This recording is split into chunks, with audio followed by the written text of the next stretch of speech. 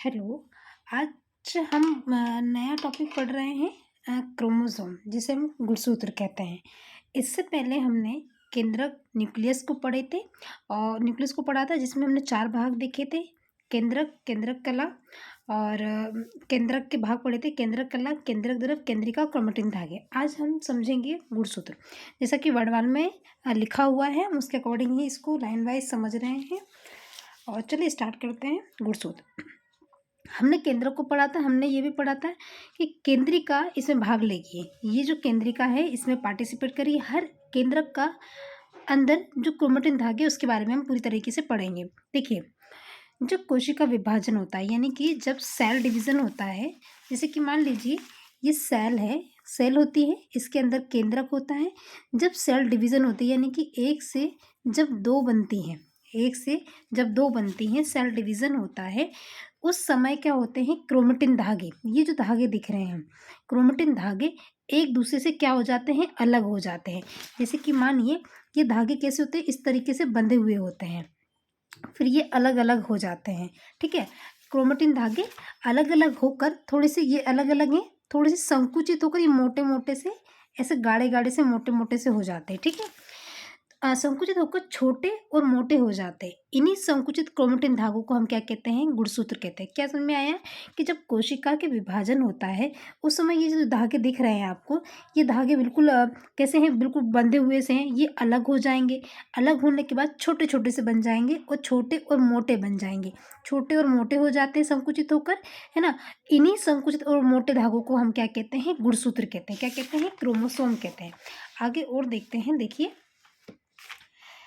दिख रहा है आप सभी को? 2 मिनट। ठीक है, देखिए, गुणसूत्र का क्रियात्मक भाग क्या होता है, जीन कहलाता है। जो कार्य करता है गुणसूत्र में, जो कार्य करता है वो क्या कहलाता है, जीन कहलाता है।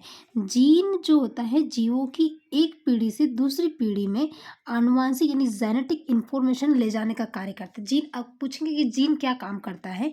जीन जो होता है, जिसकी खोज हरगोविंद खुराना ने की थी, याद रखना। जीन जो होते हैं, जो हमारे, जैसे कि हम हैं, हमारे जो कैरेक्टर है, हमारी जो जेनेटिक इंफॉर्मेशन है, हमसे हमारी पीढ़ी में जाती रहती है और हमारे दादा परदादा जैसे हम लगते हैं, हमारे कुछ कहते हैं कि हमारे जैसे गुण मिलते हैं। तो ये जो आनुवंशिक सूचनाएं लाता कौन है, ले जाता कौन है, तो जीन का कार्य होता है। तो जीन क्या है, क्रियात्मक भाग है किसका, गुणसूत्र का। क्या काम करता है, जेनेटिक इंफॉर्मेशन को लाने ले जाने का काम करता है, यानी कि वेक्टर की तरह कार्य करता है, यानी कि वाहक होते हैं ये।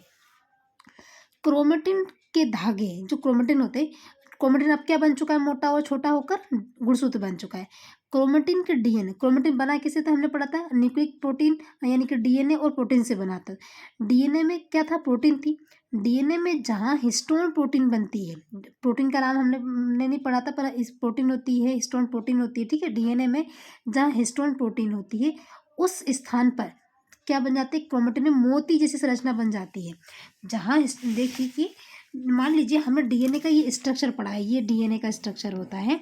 डीएनए में जहाँ पर भी हिस्टोन प्रोटीन होगी वहाँ पर कैसा हो जाएगा, ऐसे गोल संरचना बन जाती है। कहीं पर भी जहाँ पर भी हिस्टोन प्रोटीन होगी वहाँ पर क्या हो जाती है, गोल संरचना बन जाती है। उस जो गोल मोती से जो संरचना बनती है, उसी को हम क्रोमोमियर्स कहते हैं। क्या समझ में आया कि डीएनए में जहाँ हिस्टोन प्रोटीन होगी उस स्थान पर मोती के समान क्या बन जाएगी, मोतियों के समान गोल संरचना बन जाएगी। इसी गोल संरचना को हम क्या बोलते हैं, क्रोमोमियर्स कहते हैं। क्रोमोमियर्स कहते हैं, किसे कहते हैं, क्या कहते हैं, क्रोमोमियर्स कहते हैं। अब सेल डिवीजन होगा। गुणसूत्र विभाजन के समय गुणसूत्र के क्रोमेटिन का द्विगुणन होता है। ये जो द्विगुणन मतलब 1 से 2, 2 से 4, इस तरीके से होता है ना। तो क्या होता है, द्विगुणन होता है तो क्या होता है कि जिससे 2 पुत्री क्रोमेटिन बन जाती है, यानी कि क्रोमेटिन से द्विगुणन होगा तो 2 नई कोशिकाएं बन जाएंगी। ठीक है, जैसे कि मान लो ये अपना क्रोमेटिन है। ठीक है, ये क्रोमेटिन है, मान रहे हैं हम। ये कैसी है, इनने इस तरीके से 2 क्रोमेटिन धागे बना दिए, जिन्हें बोलते हैं पुत्री।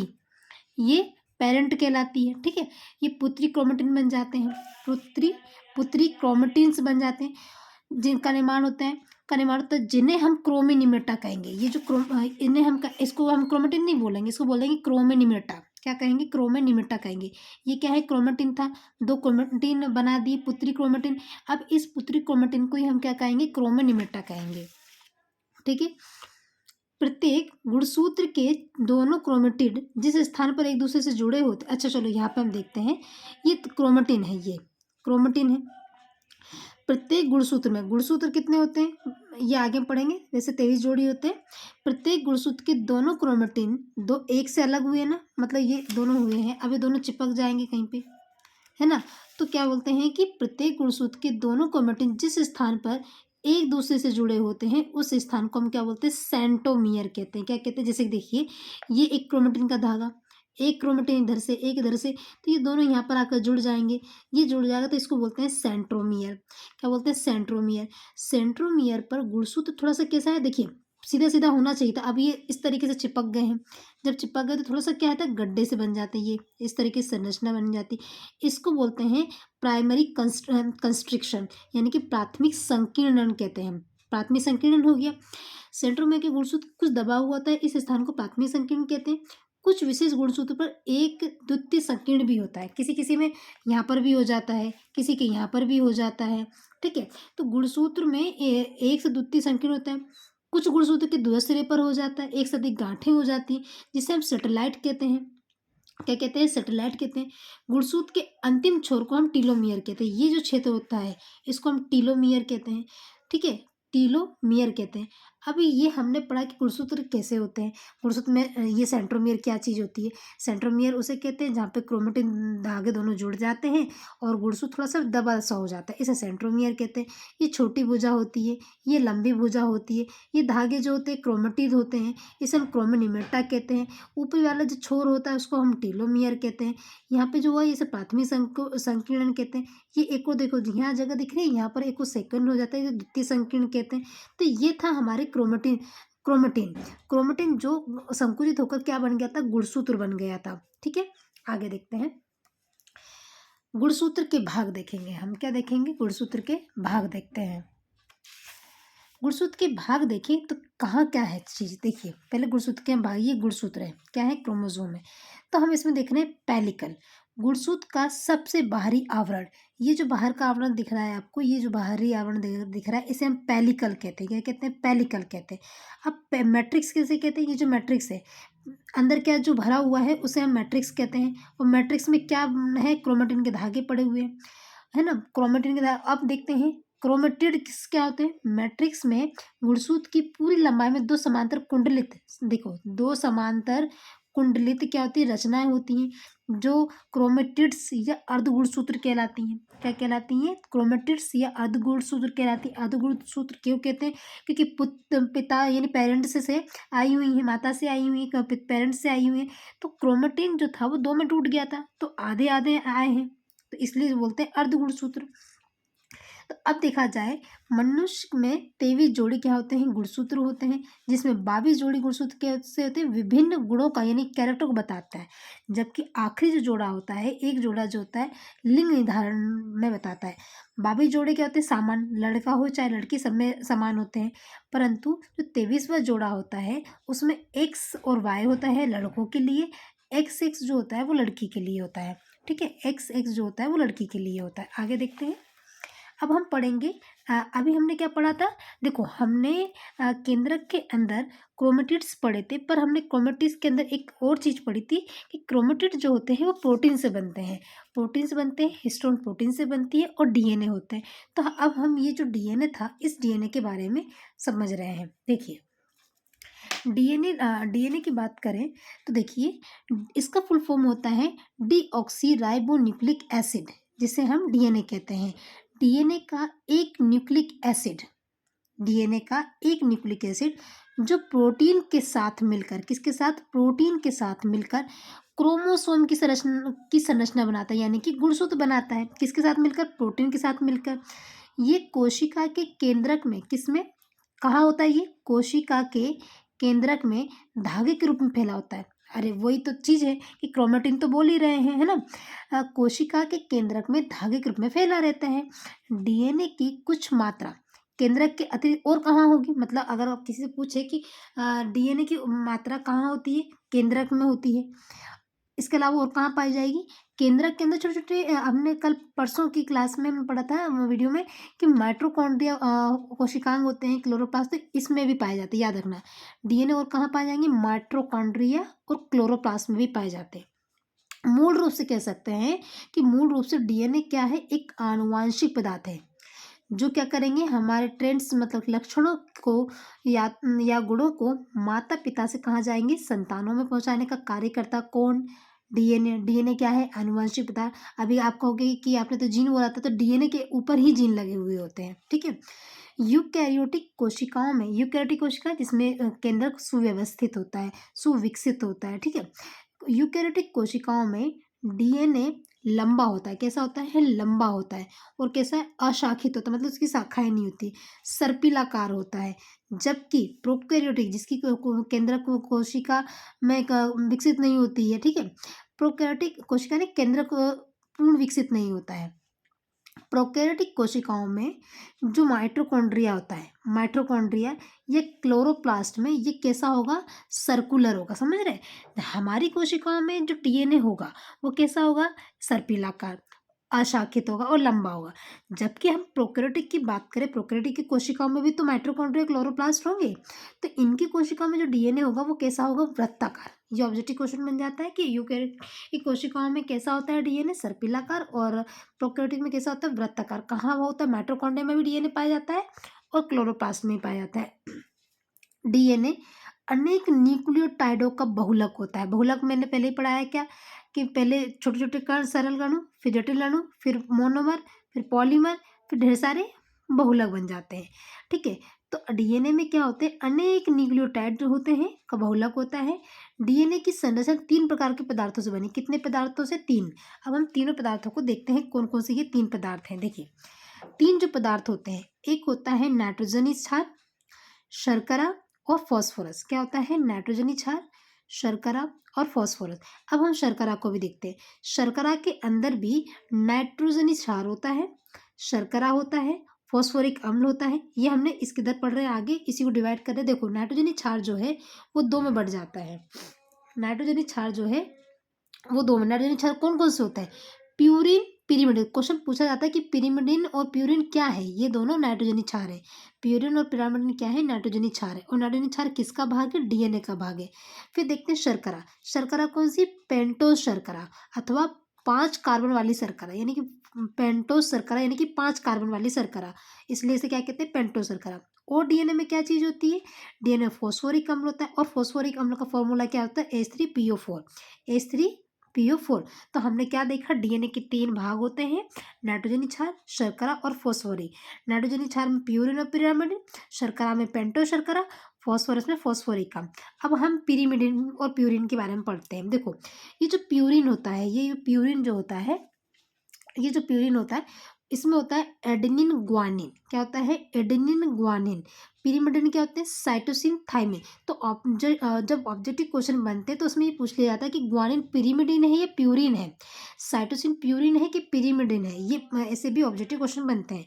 तो याद रखिएगा कि प्यूरिन में एडेनिन और ग्वानिन, प्यूरिन में क्या होता है, एडेनिन और ग्वानिन। पिरिमिडिन में साइटोसिन थाइमिन, साइटोसिन थाइमिन, ये दोनों याद रखना। तो हमने क्या देखा, हमने क्या देखा, अच्छा बताइए। देखिए हमने क्या देखा, हमने डीएनए देखा, डीएनए में हमने 3 पार्ट करे। नाइट्रोजनी क्षार, क्या क्या देखा हमने, नाइट्रोजनी क्षार देखे, और शर्करा देखी, और फॉस्फोरिक अम्ल देखा। नाइट्रोजनी क्षार 2 प्रकार के होते हैं, कौन से होते हैं, प्यूरिन और पिरिमिडिन। प्यूरिन जो होता है वो कौन सा होता है, एडेनिन और ग्वानिन, और दूसरा कौन सा होता है, साइटोसिन और थाइमिन, जो पिरिमिडिन होता है, ठीक है। ये हमने देखा। आगे हम इनका स्ट्रक्चर देखते हैं कैसे होते हैं नाइट्रोजनी। ये देखिए, ये जो ग्वानिन होता है उसे हम जी से साइन करेंगे, लिखेंगे, और साइटोसिन को सी से। ये पूरी की पूरी श्रृंखला होती है। आप इसको जूम करके देखते हैं। ये देखिए इसमें ग्वानिन के देखिए, ये जो जी से हम शो करते हैं, साइटोसिन को सी से करते हैं। वहीं देखिए ये पेंटोस शर्करा है, ठीक है, ये पेंटोस शर्करा होती है। ये जो सभी होते हैं वो हाइड्रोजन बॉन्ड से जुड़े होते हैं। अब एडेनिन को ए से और थाइमिन को टी से करते हैं। अच्छा ये जो थी वो क्या है, प्यूरिन है। एडेनिन ग्वानिन प्यूरिन है या ये प्यूरिन है, तो एडेनिन और ग्वानिन क्या है प्यूरिन है। तो ये अपोजिट इससे जुड़ते हैं, एडेनिन से साइटोसिन जुड़ता है, ग्वानिन से थाइमिन जुड़ता है। एडेनिन से क्या जुड़ता है, साइटोसिन, और ग्वानिन से थाइमिन, इन दोनों का स्ट्रक्चर बनता है। वो दोनों जुड़ते हैं, जुड़ने के बाद क्या होता है, ये एक स्ट्रक्चर बना देते हैं किसका, डीएनए का। अब ये हम डीएनए पढ़ रहे हैं, आरएनए में क्या होगा, ये जो यूरेनिन है और ग्वानिन से कौन जुड़ा हुआ है, साइटोसिन। एडेनिन से कौन जुड़ा हुआ है, थाइमिन। तो जब आरएनए पढ़ेंगे उसमें हमें सिर्फ इसको चेंज करना है, थाइमिन को। थाइमिन की जगह होता है यूरेसिल, जिसे हम यू लिख दें। अगर पूरी की पूरी स्ट्रक्चर में यानी कि GCTA यानी कि ग्वानिन, साइटोसिन, एडेनिन, थाइमिन दिखाई दे, तो अगर थाइमिन को हटाकर यहाँ पर यूरेसिल आ जाए तो समझ जाना कि वो आरएनए है, राइबो न्यूक्लिक एसिड है। ये क्या कर देता है, सब्स्टिट्यूट कर देता है। ठीक है, चलो अब हम आते हैं वापस से अपनी टॉपिक पर। टॉपिक में हम पढ़ रहे थे, समझ रहे थे, अभी हमने स्ट्रक्चर समझा। अब देखिए, जेम्स वाटसन तथा फ्रांसिस क्रिक थे, यानी कि वाटसन एंड क्रिक ने 1953 में, कब की बात है, 1953 में डीएनए की डबल हेलिक्स मॉडल स्ट्रक्चर दिया, यानी कि द्विकुंडलित मॉडल दिया, प्रस्तुत किया, जिसके लिए उन्हें कब पुरस्कार दिया गया था, 1662 में नोबेल पुरस्कार सम्मानित किया। किसको दिया था, वाटसन एंड क्रिक को। वाटसन एंड क्रिक ने कौन सा मॉडल दिया था, डबल हेलिक्स मॉडल दिया था। कब दिया था, 1953 में दिया था। इसके लिए नोबेल पुरस्कार कब दिया गया था, 1962 में दिया गया था, यानी 10 साल बाद, नहीं 1953 में दिया गया था, 1962 में 10 साल 11 साल बाद इनको नोबेल पुरस्कार दे दिया गया था। अब हम देख रहे हैं डीएनए की स्ट्रक्चर जो इन्होंने दिया था, किसने, वाटसन और क्रिक ने दिया था, द्विकुंडलित मॉडल, जेम्स वाटसन और फ्रांसिस क्रिक ने। देखिए डीएनए की संरचना, देखिए डीएनए की संरचना में हम ये देखिए, ये क्या है, प्यूरिन हो सकता है ना, ये प्यूरिन हो सकते हैं, ये पिरिमिडिन हो सकते हैं। अब पेंटो शुगर होगी, फॉस्फेट कौन सी होती है, पेंटो शुगर 5 कार्बन वाली।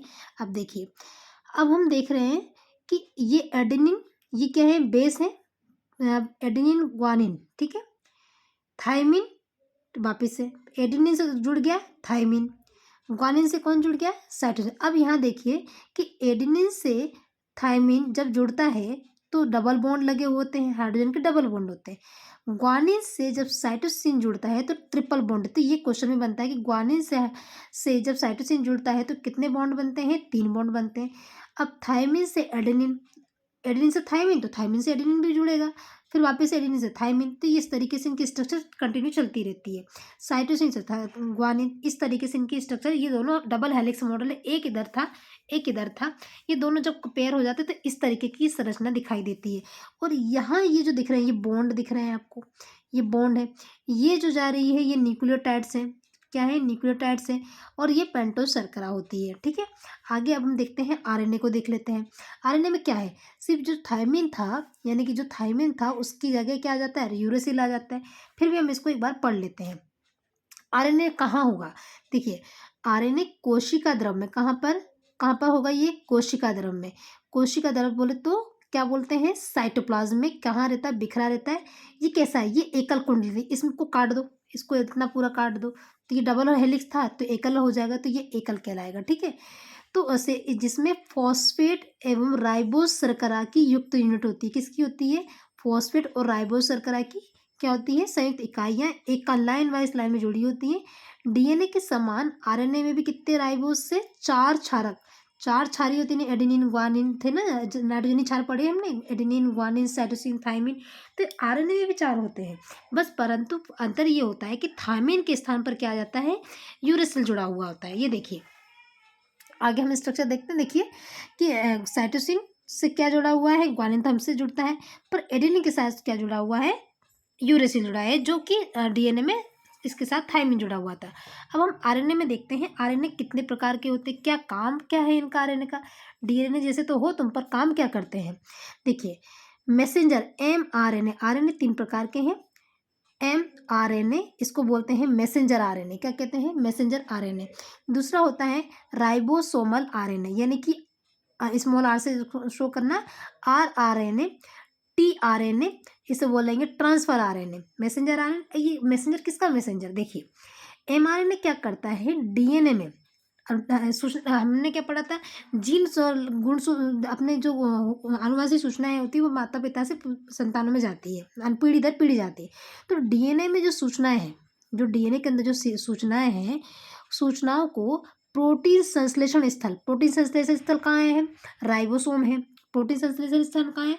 राइबोसोम है। राइबोसोम कहाँ लगा हुआ है? अंतःप्रद्रवी जालिका को, अंतःप्रद्रवी जालिका को इंग्लिश में क्या कहते हैं? Endoplasmic reticulum. तो डीएनए में क्या होती हैं? सूचनाएँ होती हैं। उन सूचनाओं को हमें कहाँ पहुँचाना होगा? हमें पहुँचाना होगा प्रोटीन संश्लेषण के स्थान पर।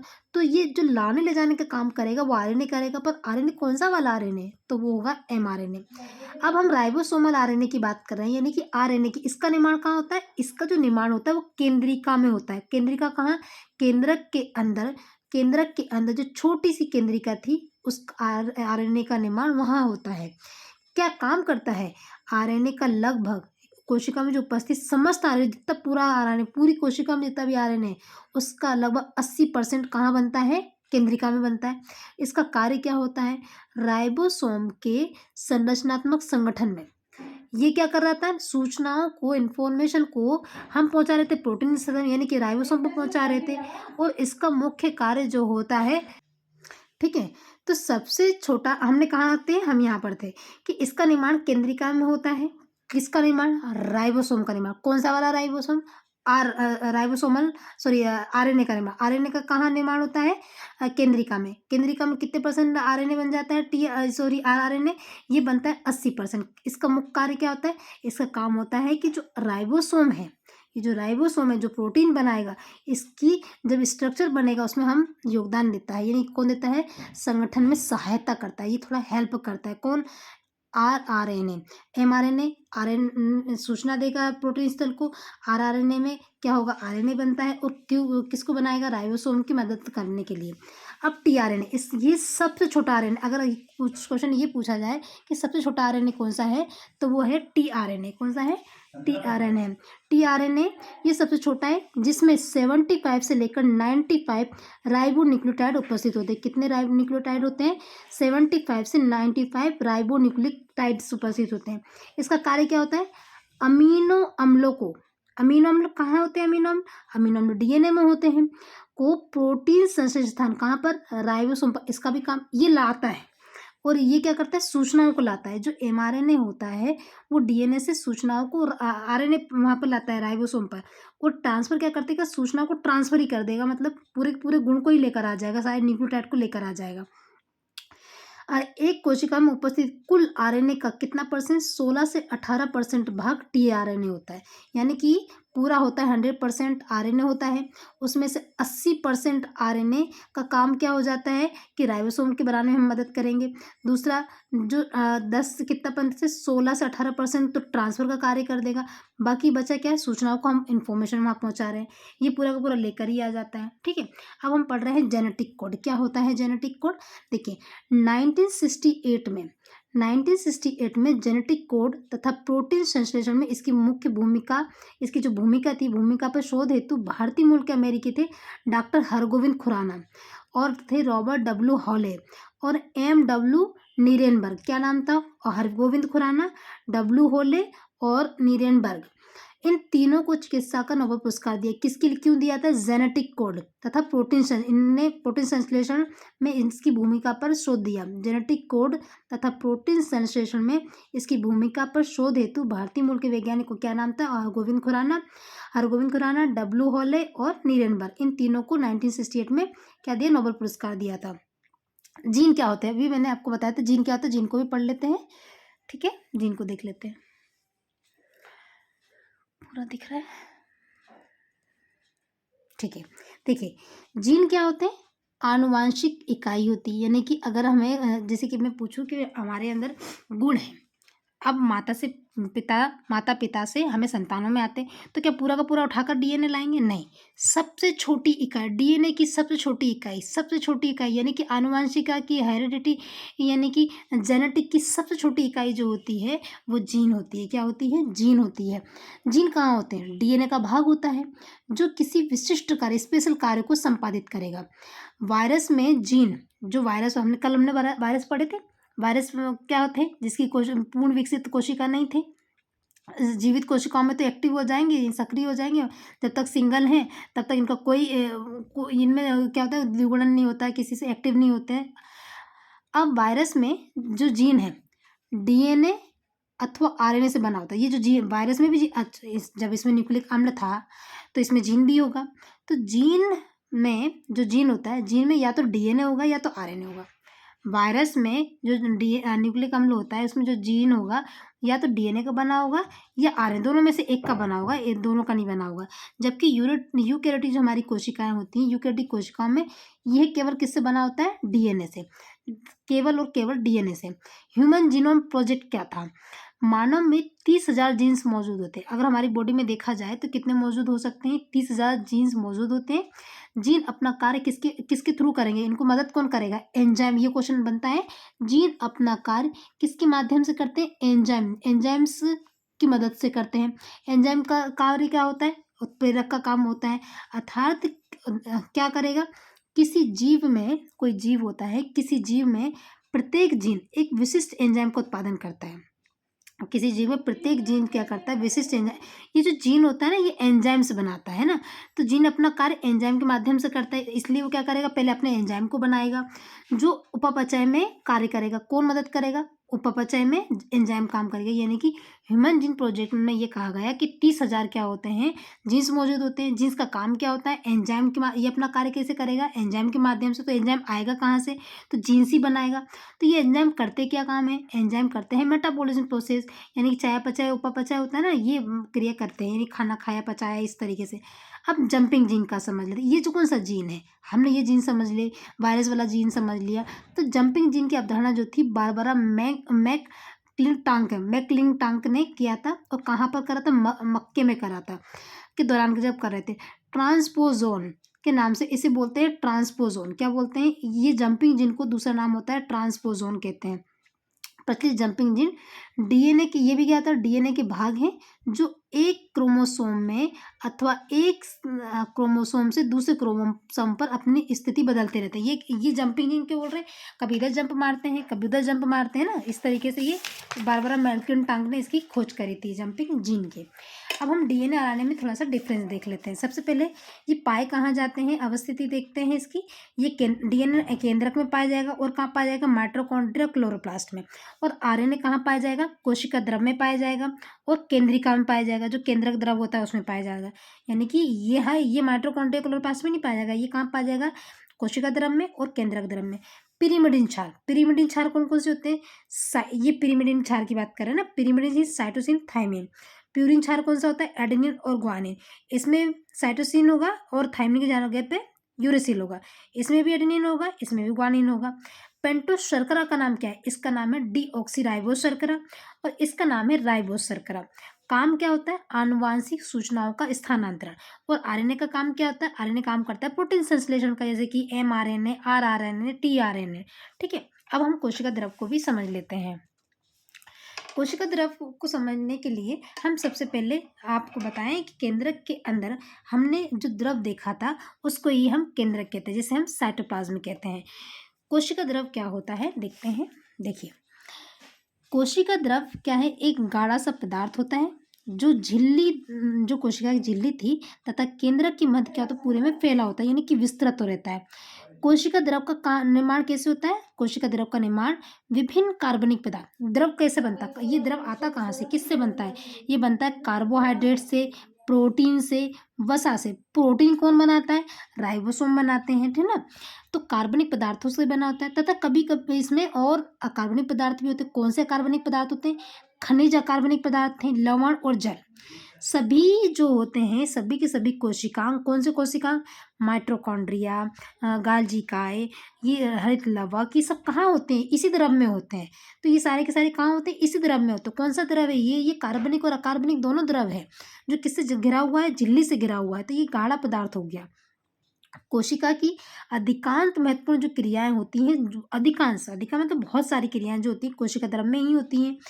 संपन्न होती है। कोशिका को एक निश्चित स्वरूप बनाए रखने के लिए कोशिका चारों ओर से क्या होती है, रखने के लिए कोशिकाओं को इसके स्थान पर इसे रखने में सहायता करती है, ताकि जो छोटे छोटे, मान लो कोशिका इधर पड़ी हुई है, पिचक गई तो दूसरी कोशिका फिर खसक कर इधर आ जाएगी, तो ये अपने स्थान बनाए रखने में मदद करती है। जीव द्रव को क्या बोलते हैं इंग्लिश में हम? जीव द्रव को क्या बोलते हैं? ये कोशिका द्रव पढ़ा हमने, अब हम जीव द्रव की बात करें। ये साइटोप्लाज्म था, ये प्रोटोप्लाज्म है। कोशिका द्रव क्या बोल रहे हैं? कोशिका द्रव केंद्रक द्रव को मिलाकर, दोनों को मिला दो, उसका जो केंद्रक में भरा था न्यूक्लियोपोलस था, उन दोनों को मिलाकर कोशिका द्रव और केंद्रक द्रव को दोनों को मिला दो तो जीव द्रव का भौतिक आधार है। जीव द्रव क्या बनता है? जीव द्रव बनता है। कोशिका द्रव और केंद्रक द्रव दोनों को मिला दिया जाए तो क्या बनता है? देखिए, दो की मिलने से, कोशिका द्रव से और केंद्रक के द्रव से मिलकर क्या बनता है? जीव द्रव बनता है। जीव द्रव क्या है? जीवन का भौतिक आधार है। कोशिका द्रव में क्या होते हैं? कोशिकांग होते हैं, रिक्तिका होती है और तरल पदार्थ होते हैं। किसमें? कोशिका द्रव में हमने पढ़ा। कोशिका द्रव में क्या क्या होता था?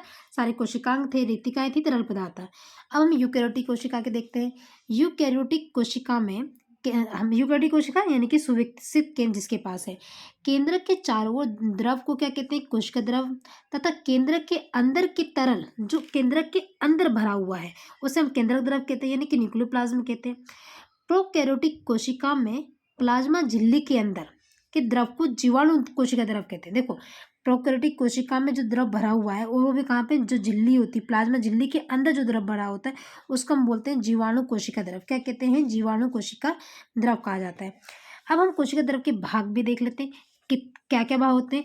इसमें होता है कोशिका तरल और दूसरा होता है कोशिका। कोशिकांगों से माइटोकॉन्ड्रिया, राइबोसोम, अंतःपदवी जालिका, ये सारी चीजें कोशिकांग कहलाते हैं। तो कोशिका द्रव में दो भाग होते हैं, एक तो लिक्विड भरा होता है और दूसरा कोशिकांग भी होते हैं। ये तरल क्या होता है? देखो, कोशिका जो साइटोसोल होता है, कोशिका तरल कोशिका द्रव का वह भाग है जिसमें क्या होता है? कोशिकांग नहीं पाए जाएंगे। मान लो ये आपकी कोशिका है, ये केंद्रक है। अब यहाँ छोटे छोटे से क्या है?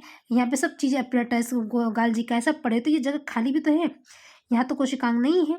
तो ये जहाँ वह स्थान जहाँ पे कोई कोशिकांग नहीं पाए जाते उस स्थान को हम कोशिका तरल कहते हैं। जो कोशिका द्रव की झिल्ली द्वारा कैसा होता है? बॉन्डेड रहता है। कोशिका तरल को अंतः कोशिकीय तरल कहते हैं, जो कोशिका के अंदर भरा उसे अंतः तरल कहते हैं, अथवा बोलते हैं साइटोप्लाज्मिक मैट्रिक्स, है ना, साइटोप्लाज्मिक मैट्रिक्स कहते हैं। अब कोशिका द्रव में अनेक संरचनाएं उपस्थित होती, बहुत सारी संरचनाएं होती हैं जिसके अलग अलग कार्य होते हैं। हम उन्हीं को क्या कहते हैं? अलग अलग, जैसे माइटोकॉन्ड्रिया का कार्य अलग होता है, ऊर्जा देना, राइबोसोम का अलग होता है, प्रोटीन बनाना, इस तरीके से इनकी संरचना को कोशिकांग कहते हैं। क्या कहते हैं? कोशिकांग। यूकेरियोटिक कोशिकाओं में कोशिकांग कैसे होते हैं? झिल्ली युक्त होते हैं, और जबकि प्रोकैरियोटिक में कैसे होते हैं? झिल्ली युक्त नहीं होते हैं। कोशिका द्रव में निम्नलिखित कौन कौन से कोशिकांग पाए जाते हैं वो हम देख लेते हैं। देखिए, अब सब बार बार हम इसको बोलते रहेंगे ताकि याद हो जाएगा। देखिए, अंतःपदवी जालिका होती है कोशिका द्रव में, गाल्जी अपरेटस होता है यानी कि गाल्जिकाय होता है, लाइसोसोम होता है, माइटोकॉन्ड्रिया होती है, लवक होते हैं, रसधानियाँ होती हैं, तारक होते हैं, राइबोसोम होते हैं, माइक्रोबॉडीज होती है, छोटी छोटी बॉडी। अब बताइए, ये प्लास्टिड क्या जंतु में पाई जाती हैं? बताइए, क्या तारक पौधों में पाए जाते हैं? ये दोनों अंतर हमने देखे थे जब हमने प्रोकैरियोटिक और यूकेरियोटिक पढ़ा था, और जंतु कोशिका और पादप कोशिका पढ़ी थी, तब हमने इन दोनों के अंतर को देखा था। अब आगे देखिए, अब ये जो है अंतःपदवी जालिका, ये कोशिकांग, इसको हम नेक्स्ट वीडियो में कवर करेंगे। हम नेक्स्ट वीडियो में इन सारे कोशिकांग को पढ़ने वाले हैं। आज के आपको क्या क्या समझ में आया है और क्या नहीं समझ में आया है, या कोई गलती हुई है कहाँ पर, तो आप उसे कमेंट करके ज़रूर बता सकते हैं। Thank you.